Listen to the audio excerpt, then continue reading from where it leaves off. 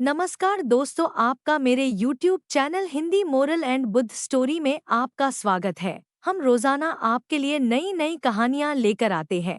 हमारी कहानियों का उद्देश्य मानवीय भावनाओं को ठेस पहुंचाना नहीं, अपितु आपका मनोरंजन करना होता है। आज हम आपके लिए एक और नई कहानी लेकर आए हैं, तो आइए शुरू करते हैं आज की कहानी।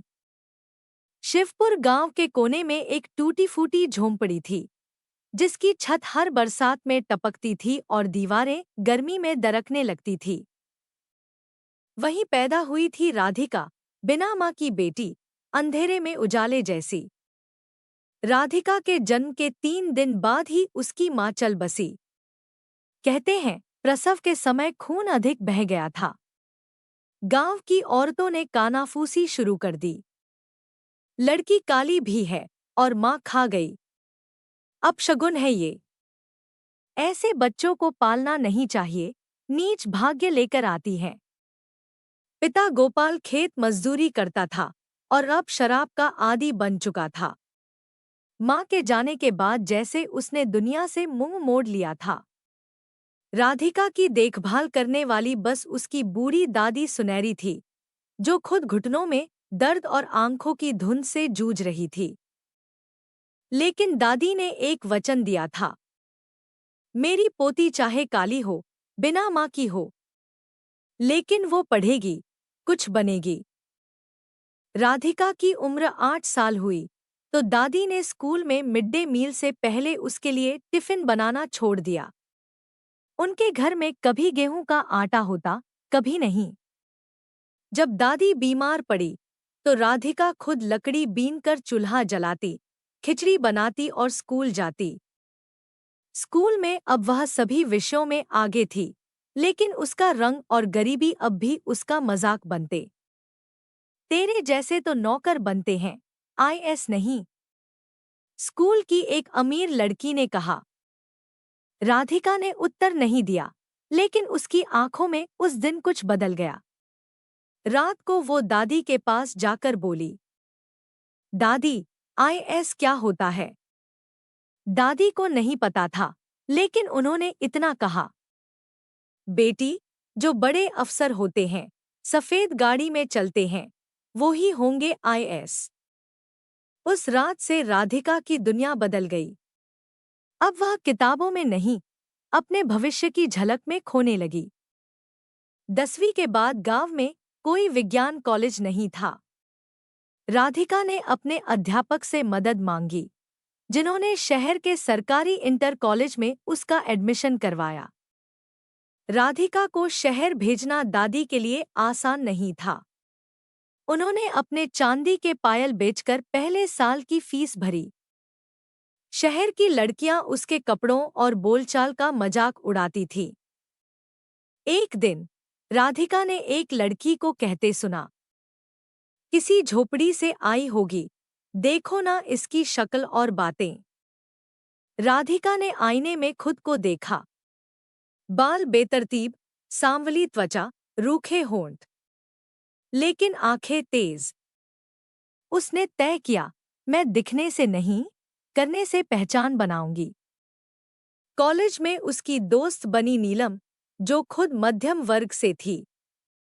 नीलम ने राधिका की हिम्मत देखी और उसके साथ पढ़ाई में मदद करने लगी।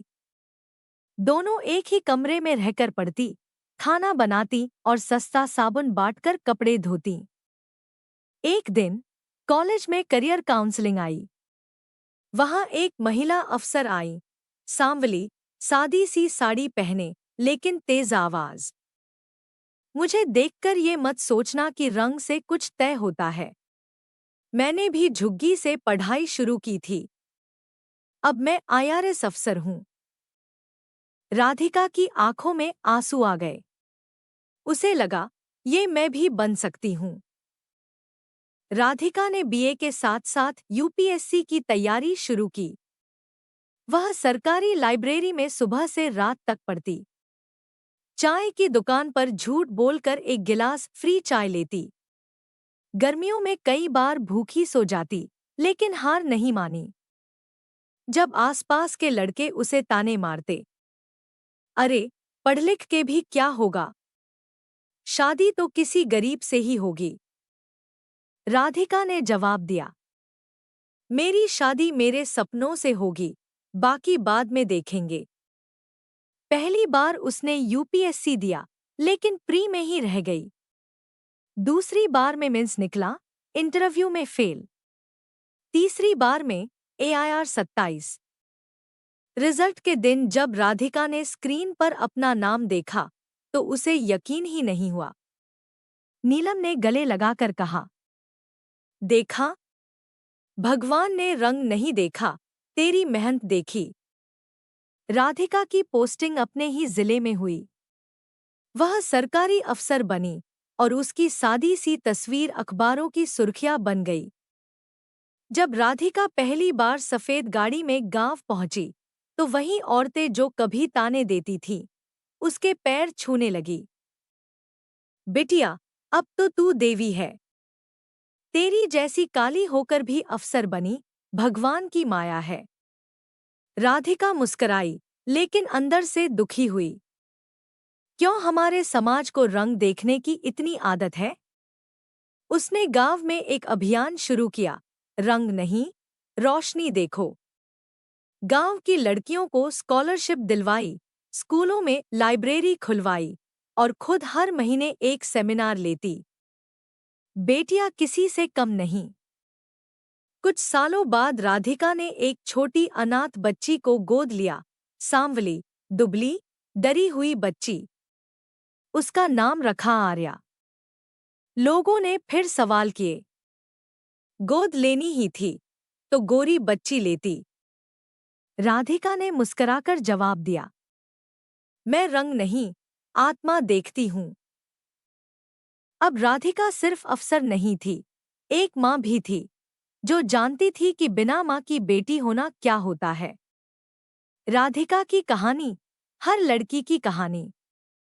आज राधिका के नाम पर गांव में एक सरकारी स्कूल है, राधिका कन्या विद्यालय। वहां हर सुबह लड़कियां प्रतिज्ञा करती हैं, हम रंगरूप से नहीं, ज्ञान से पहचान बनाएंगी। हम राधिका दीदी की तरह समाज बदलेंगी। हम कभी हार नहीं मानेंगी।